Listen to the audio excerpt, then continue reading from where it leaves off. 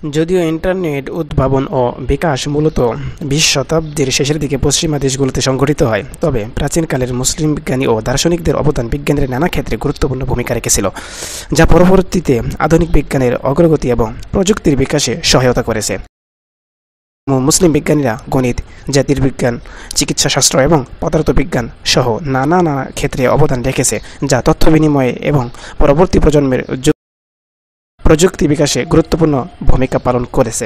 উদাহরণস্বরূপ আল-খাওয়ারিজম 9তম শতাব্দীতে অ্যালগরিদমের ধারণা প্রদান করেন, যা আধুনিক কম্পিউটার বিজ্ঞান এবং ইন্টারনেট প্রযুক্তির মূল ভিত্তি। এছাড়া মুসলিম বিজ্ঞানীদের গ্রন্থগুলো মধ্যযুগে ইউরোপে অনুদিত হওয়ার ফলে জ্ঞান বিনিময় ও বৈজ্ঞানিক অগ্রগতি সম্ভব হয়, যা পরোক্ষভাবে ইন্টারনেটের মতো উদ্ভাবনের পথ সুগম করেছে।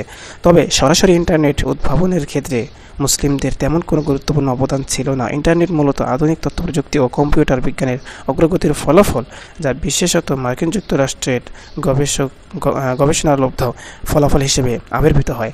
অর্থাৎ যদিও বর্তমান আমরা যে ইন্টারনেট সহ যতগুলো আমরা যা দেখতেছি আধুনিক যন্ত্রপাতি বা আধুনিক সরঞ্জাম, সব কিছুই কিন্তু একসময় মুসলমানদের আবিষ্কৃত। অর্থাৎ সব কিছু মুসলমানদের উপরে কিন্তু দাঁড়িয়ে আছে। মুসলিম বিজ্ঞানী যারা ছিল তাদের উপর দাঁড়িয়ে কিন্তু আজকে এত দূরে।